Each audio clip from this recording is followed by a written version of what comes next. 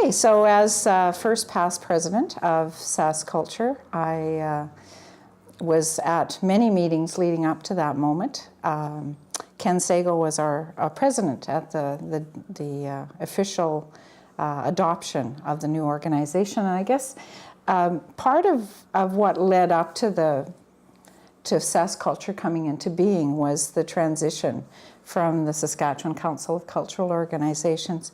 And I think as we went through that process, which took a number of years, there was a great deal of anxiety, I think, in the community. There were different perspectives as far as it should be 3 communities of interest, and with the board of SaskCulture more or less simply administering the areas of, or the communities of interest at that time defined as heritage, multiculturalism, and the arts. And then there were others who saw, I think, a bigger picture and a bigger vision. And that vision was that we, in fact, were the culture section of the trust, and that we stood together with our partners, Sasport and Saskatchewan Parks and Recreation Association, in a strong relationship with government. Yeah, it was. Those were exciting days. Lots of evenings and weekends. We sure knew each other, because we spent a lot of time together. Whether you came from the heritage, at that time, the provincial cultural organizations, whether you were from the heritage, the multicultural, what were traditionally called the arts, we were in many meeting rooms in Regina and Saskatoon primarily. And then moving on in preparing to become SaskCulture, you know, Anne was part of that picture, and Herman, those pre-SaskCulture days when we did a strategic plan. We worked on the first cultural policy, some things that we had never had. And we also provided leadership and opportunity for people to come together and talk about policy governance. Others are going to talk about SaskCulture has become over the last 20 years. But that foundation, that vision of cultural inclusiveness of all people, of cultural advancement, of partnership with government, the Arts Board, the Sasport, Saskatchewan Parks and Recreation Association, all of those things, I think were the foundation and what we tried to keep in our minds as we moved forward into this brave new world. Because that's in fact what it was and what it has become. It's pretty phenomenal.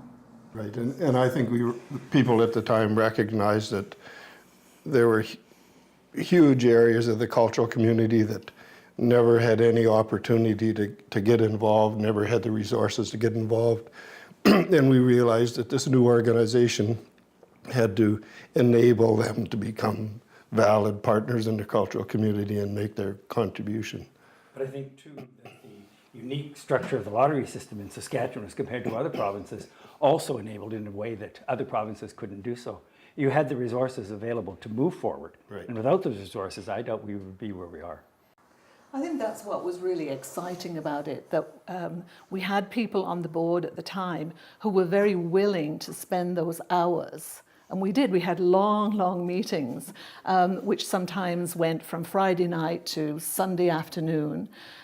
Exciting, sometimes volatile discussions about what was possible. And I think that's what I found very exciting about that time, to be on the board. As vice president and then as a president, is that we had that opportunity. We had staff that enabled us to do that, found us the resources we needed to investigate what was possible, and to go from that narrow view that only some people would have funding to exploring the possibilities that SaskCulture would fill those gaps, as you mentioned, and enable people to create great programs that we see today. And I think that's what was so exciting for me.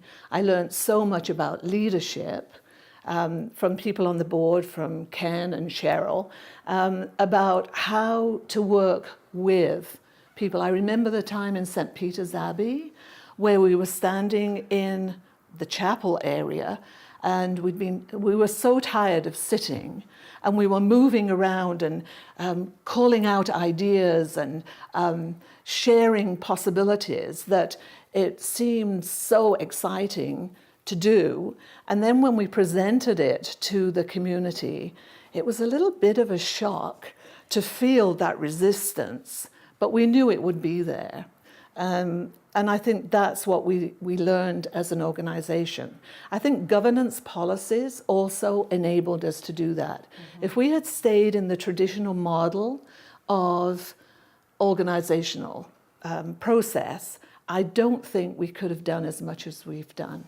I think it was very astute of then Saskatchewan cultural organizations to do that, to enable us to spend that time learning about governance policies, because I don't think we could have moved.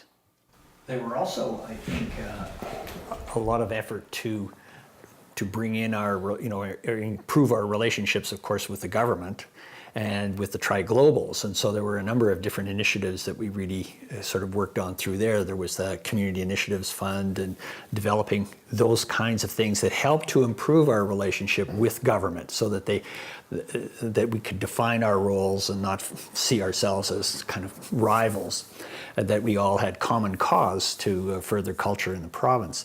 So I think that was an important sort of initiative too, that kind of came along with all of the things that were taking place. I mean, we got involved with Respect Ed, which was an interesting partnership.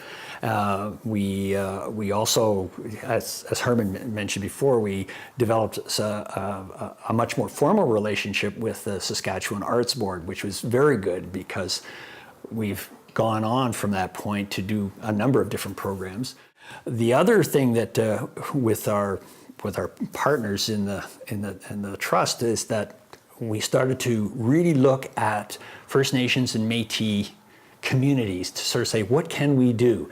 And there was the Aboriginal Action Initiative that came forward. So those things were just starting to percolate. There were so many different things. We had so many irons in the fire, but it was all built on the efforts that came before us. All of that groundwork that took place in transition and in that first board, we built on that and started to say, now let's start to make this happen. So there were initiatives as far as multiculturalism. There were initiatives as far as heritage, because we were starting to plan and have gatherings and get people talk. There were committees established to take that and make it much more of a reality. So there were some really interesting things that were just starting out in that sort of middle year program. The nice thing about it is that the momentum didn't get lost. Brian reminded me of the strengthening of the partnership with Sassport and Saskatchewan Parks and Recreation Association. And one tangible that'll go back to 1997 for this, I think that was the year that the Associated Entities Fund, which is now the Community Initiatives Fund, was established. And the government came, I think, to the trust partners to ask about administering that. And the first board, which lasted, I think, for 10 years, was quite incredible for that 10 years to watch the development within the broader community and how we fit, because you could see how we fit into those community areas, even though the focus was maybe a little bit different, right? That's been the continuing strength of SaskCulture too, is leveraging those partnerships and being able to reach out into the community and gather people together to give advice, and listening to that advice and building on it.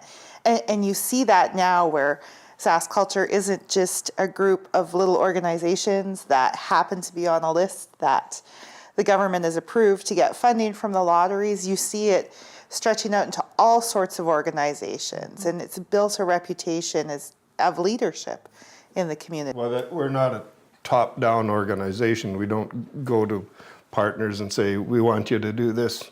SaskCulture as an organization goes to organizations and say, there's this need in the community. How do you feel we should move forward? Yeah.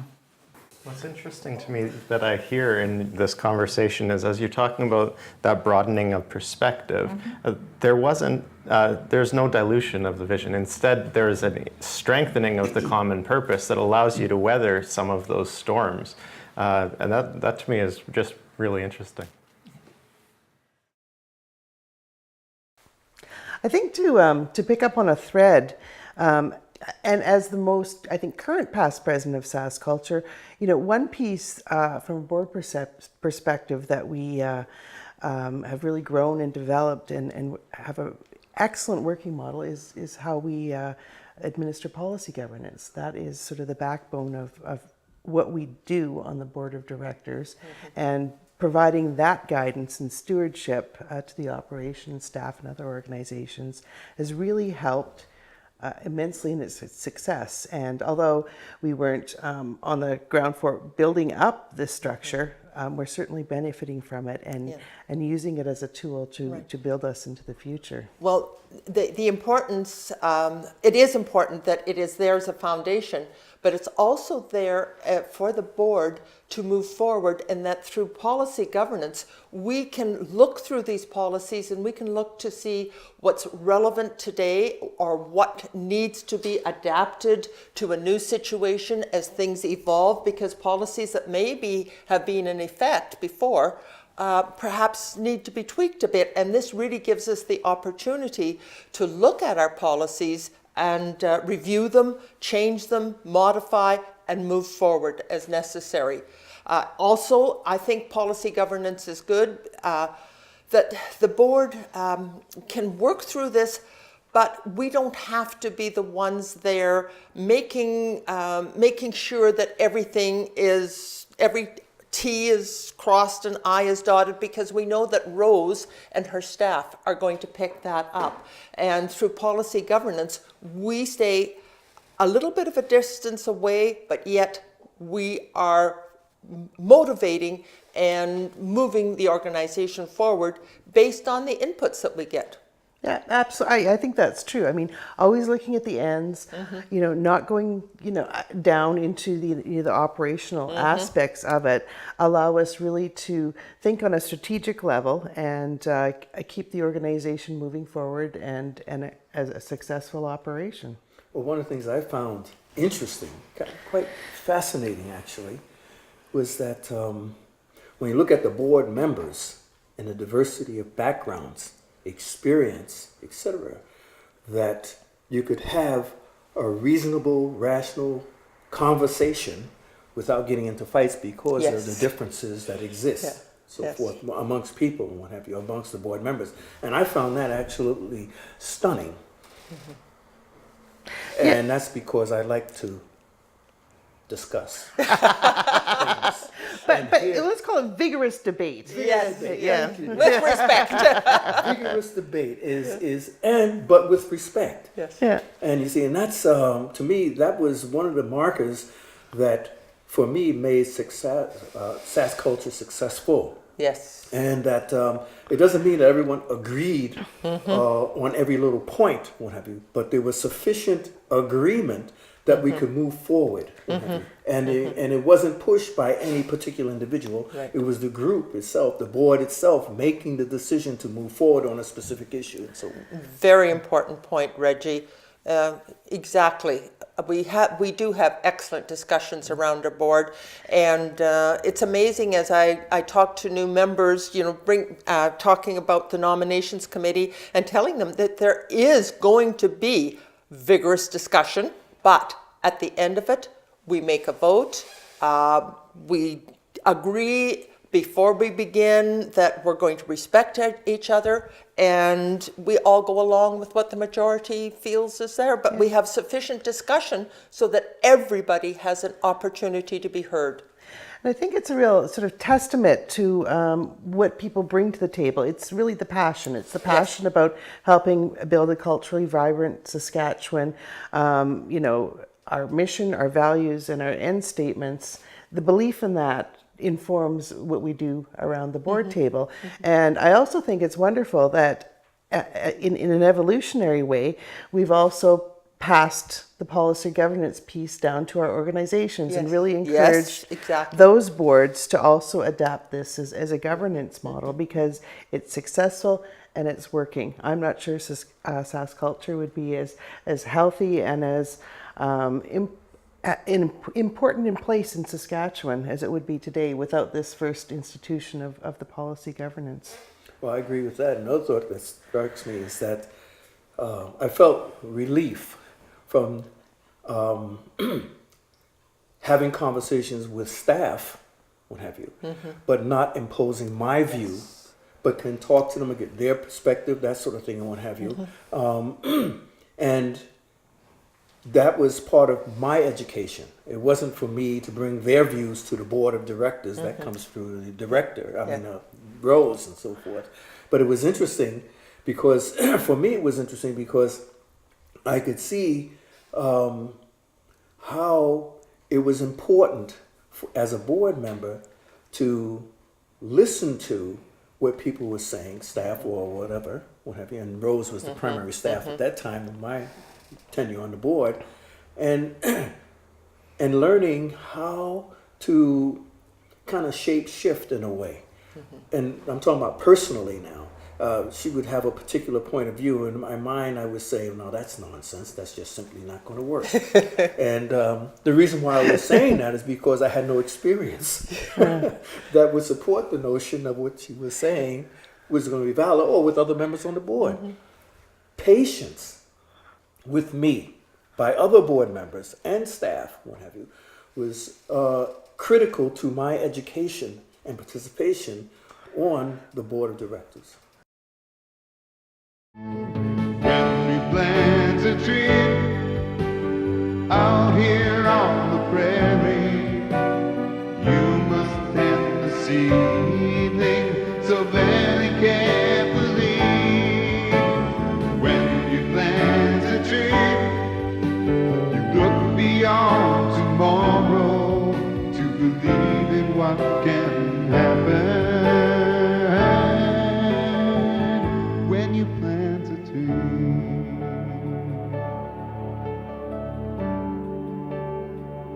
when you plant a tree,